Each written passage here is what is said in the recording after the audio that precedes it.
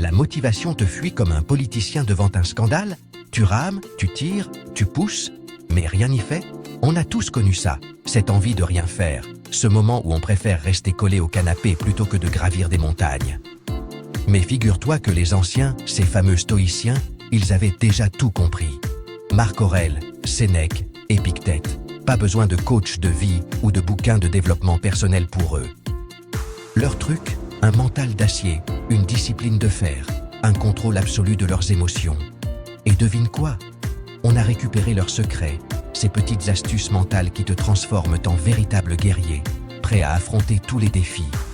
Alors, prêt à dire adieu à la procrastination et à embrasser la puissance du stoïcisme. C'est parti. Imagine Thomas, jeune cadre dynamique, mais complètement débordé. Boulot stressant, vie de famille speed, et ce sentiment permanent de courir après le temps. Son objectif, retrouver un équilibre, une sérénité intérieure, bref, être heureux. Mais entre les deadlines, les enfants qui crient et le frigo vide, la montagne de la motivation lui semble infranchissable. Premier obstacle, et pas des moindres, se lever le matin. Ce moment fatidique où le réveil hurle, que la couette te retient prisonnier et que l'idée même de sortir du lit te donne envie de pleurer. On est d'accord, la journée commence mal. Deuxième épreuve, digne des 12 travaux d'Hercule, résister à l'appel irrésistible du café. Oui, cette boisson magique qui te donne l'illusion d'être un humain fonctionnel, mais qui te transforme en zombie tremblotant au bout de 2 heures. Dur de rester zen dans ces conditions. Et comme si ça ne suffisait pas, notre cher Thomas doit composer avec le fléau du 21e siècle, les distractions digitales. Entre les notifications qui explosent, les emails qui défilent et les vidéos de chatons mignons, impossible de se concentrer plus de 30 secondes. Mais Thomas, notre héros des temps modernes, n'est pas du genre à se laisser abattre. Inspiré par la sagesse des stoïciens, il décide de s'attaquer à son premier ennemi, le réveil infernal. Fini la sonnerie stridente. Place à une douce mélodie, une caresse auditive pour démarrer la journée en douceur. Et au lieu de se précipiter sur son téléphone, Thomas s'accorde quelques minutes de silence. Juste respirer, observer le lever du soleil, écouter le chant des oiseaux.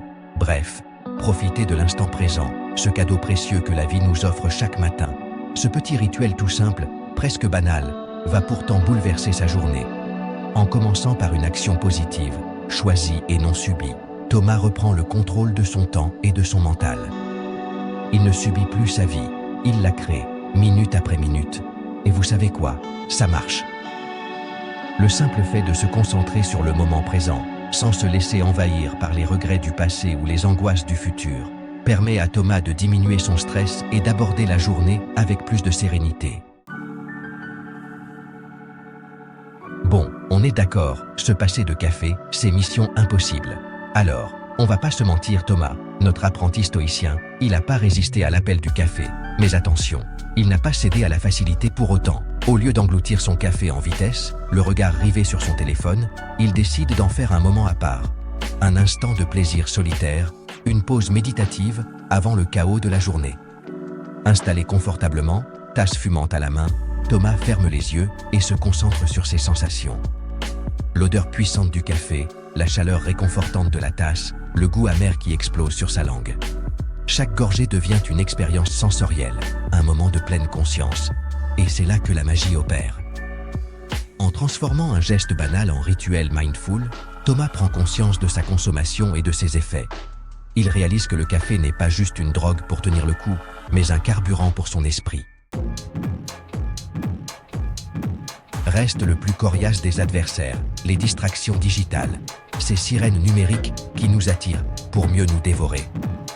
Car oui, soyons honnêtes, qui n'a jamais sombré dans le vortex infernal des réseaux sociaux, perdant des heures à scroller sans fin? Thomas, notre héros connecté, n'échappe pas à la règle. Mais fort des enseignements stoïciens, il décide de reprendre le contrôle. Son arme secrète? La déconnexion. Non, pas la déconnexion totale, faut pas déconner non plus, mais une déconnexion choisie, raisonnée, presque stratégique. Fini le téléphone qui squatte la table de chevet, place à un bon vieux réveil à aiguille. Exit les notifications incessantes, on active le mode « Ne pas déranger » sans vergogne. Et pour résister à l'appel irrésistible des réseaux sociaux, on s'impose des plages horaires bien définies. Un peu comme un régime alimentaire, mais pour l'esprit. Et là, miracle, Thomas découvre qu'il a beaucoup plus de temps libre qu'il ne le pensait. Vous pensez que c'est facile à dire, mais difficile à faire? Détrompez-vous. Thomas, notre guerrier du quotidien, va vous prouver le contraire. Car oui, la discipline, c'est comme un muscle, ça se travaille. Premier exercice, digne des plus grands athlètes, se fixer des objectifs clairs et précis. Oubliez les « je devrais » ou les « j'aimerais bien ». Place au « je vais » et au « je fais ». Thomas, lui, il a décidé de courir 30 minutes chaque matin. Et pas question de négocier. Deuxième épreuve, tout droit sorti d'un camp d'entraînement spartiate, la résistance à la tentation. Imaginez un instant, un donut fondant, recouvert de chocolat, vous fait de l'œil. Que faites-vous? Vous cédez à la facilité? Jamais. Thomas, lui, il a compris que la satisfaction à long terme d'atteindre ses objectifs est bien plus grande que le plaisir éphémère d'un éclair au chocolat. Alors, il résiste, tel un guerrier face à l'ennemi. Et pour finir en beauté, l'arme fatale, la persévérance. Car oui, il y aura des jours avec et des jours sans, des moments de doute, des envies de tout envoyer valser. Mais Thomas, lui, il sait que la seule façon d'échouer, c'est d'abandonner. Alors, il persévère, encore et encore, jusqu'à atteindre son objectif. Mais attention, la discipline spartiate ne signifie pas vivre comme un moine reclus du monde. Le stoïcisme, c'est aussi savoir apprécier les petites choses de la vie, cultiver la gratitude au quotidien. Et ça, Thomas, notre disciple appliqué, l'a bien compris. Chaque soir, avant de se coucher, il prend quelques minutes pour se remémorer les bons moments de sa journée. Un rayon de soleil sur son visage, un fou rire avec ses enfants, un plat délicieux. Autant de petites choses qui font du bien au moral et qui aident à relativiser les tracas du quotidien. Car oui, la vie est trop courte pour se focaliser sur le négatif. Et vous savez quoi? Plus Thomas pratique la gratitude, plus il remarque les petits bonheurs qui parsèment ses journées. C'est comme si son cerveau s'était transformé en aimant à positivité. Alors, vous aussi, adoptez la gratitude-attitude. Prenez le temps d'apprécier les petites choses de la vie, et vous verrez que le bonheur, ce n'est pas un but à atteindre, mais un état d'esprit à cultiver. Vous connaissez le secret des plus grands sportifs, des artistes les plus talentueux, des entrepreneurs à succès. La visualisation. Cette technique redoutablement efficace consiste à se projeter mentalement dans la réussite, à visualiser son objectif comme s'il était déjà atteint. Thomas, notre champion de la motivation, a intégré la visualisation à sa routine quotidienne. Chaque matin, il prend quelques minutes pour visualiser sa journée idéale, se réveiller en pleine forme, être efficace au travail, passer du temps de qualité avec ses proches. Et vous savez quoi? Ça marche. En visualisant ses objectifs de manière positive et précise, Thomas envoie un message clair à son cerveau. C'est ça que je veux, et je vais tout faire pour l'obtenir. Alors, vous aussi, laissez libre cours à votre imagination et visualisez votre vie idéale. Plus vous serez précis dans votre visualisation, plus vous aurez de chances de la transformer en réalité.